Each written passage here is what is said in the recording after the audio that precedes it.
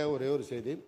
கடந்த வாரத்தில் பல்வேறு அதிமுக தலைவர்கள் டெல்லிக்கு படையெடுத்தார்கள். அந்த நேரத்தில் நீங்கள் போடுற கணக்கெல்லாம் சரியாக இருக்காதுன்னு நம்முடைய பேரவை முன்னவர் சொன்னபொழுது மாண்புமிகு வேலுமணி சொன்னார், கூட்டி கழிச்சு பாருங்க கணக்கு சரியாக வரும்னு. அது அண்ணாமலை திரைப்படத்தில் வில்லன் பேசுகிற வசனம்.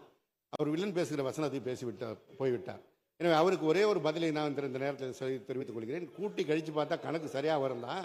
ஆனால் தமிழ்நாட்டு மக்கள் போடுகிற கணக்கை நீங்கள் கொஞ்சம் கவனத்தில் கொள்ளுங்கள். தமிழ்நாட்டில் இதை நான் பேசி முடிச்சிடறேன், அப்புறம் நீ பேசின.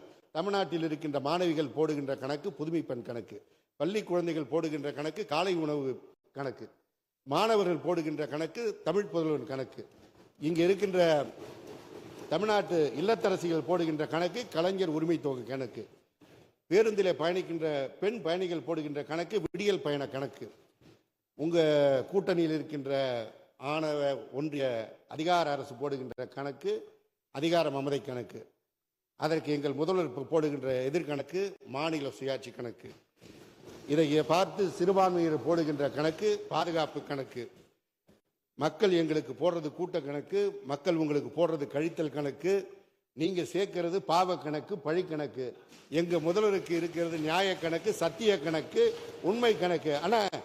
ஆனா இப்ப கூட்டி கழிச்சு பாருங்க, 2026ல் 234 கணக்கு சரியா வரும். தமிழ்நாடு போராடும், தமிழ் வெல்லும், திராவிட முன்னேற்ற கழகம் வெல்லும். நன்றி, வணக்கம்.